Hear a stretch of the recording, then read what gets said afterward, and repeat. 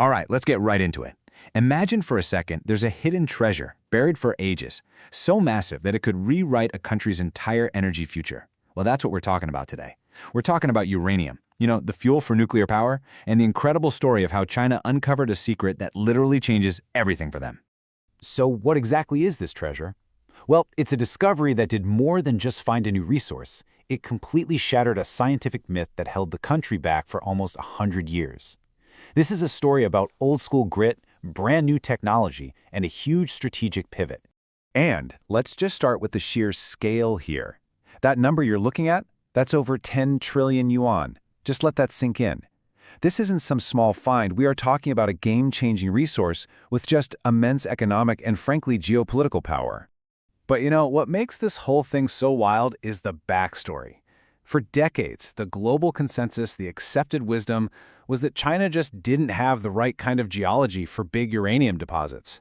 Foreign experts pretty much wrote them off, calling their potential sites little shrimp, basically too small to ever matter. Now, to really get why the new discovery is such a big deal, we have to go back in time, back to a much, much tougher era.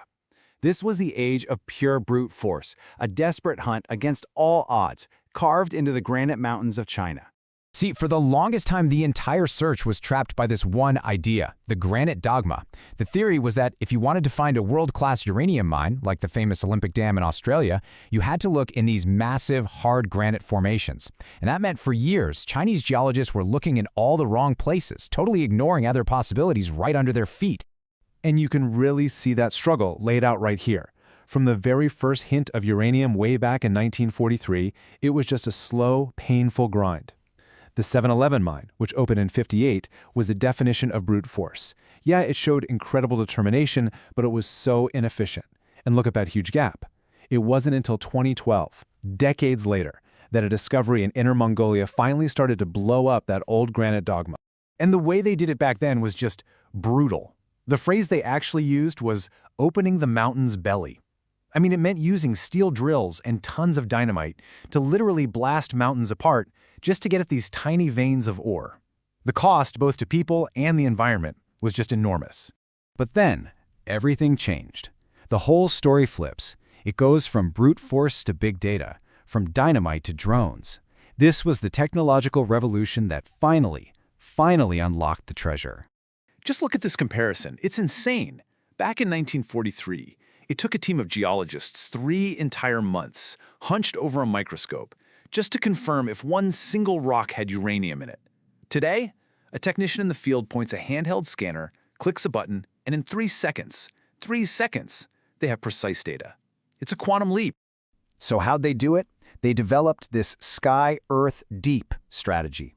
First, drones fly over and map these huge territories. Then, and this is the really clever part, they take all that info and feed it into a system with decades of geological data that was collected by oil and gas companies. They used big data to spot hidden patterns, so the drills weren't just sent out randomly anymore.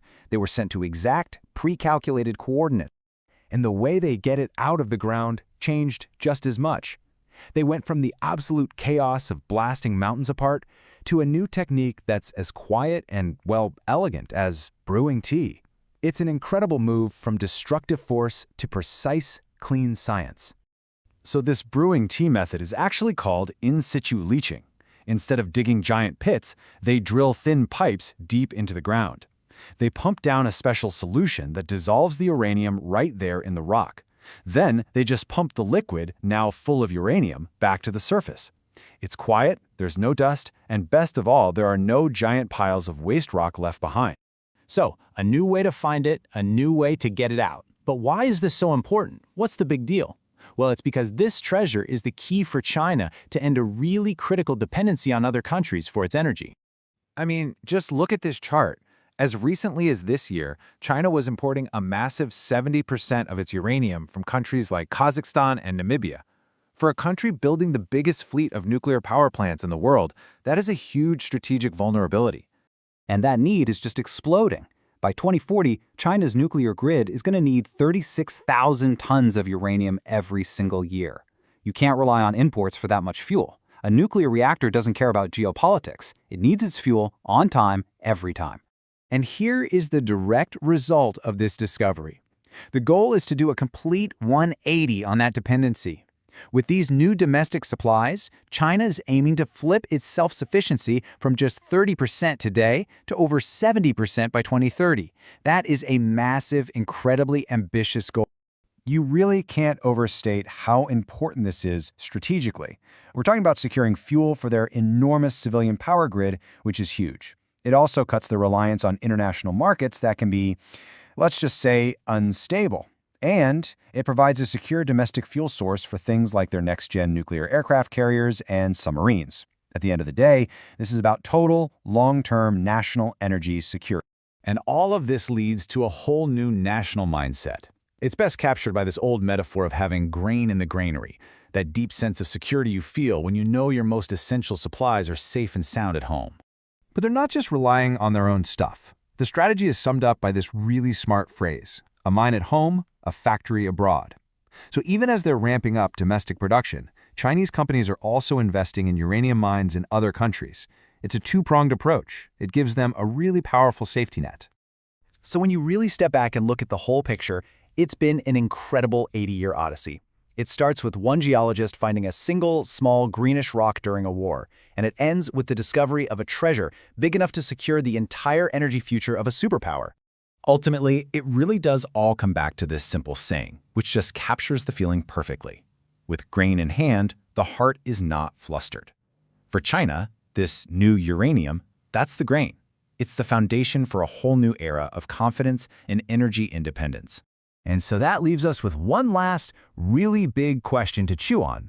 Now that China has broken this critical bottleneck in its nuclear fuel supply, now that it's freed itself from that major constraint, what's it going to do with this newfound energy freedom? What are the next big moves it's going to make on the world stage?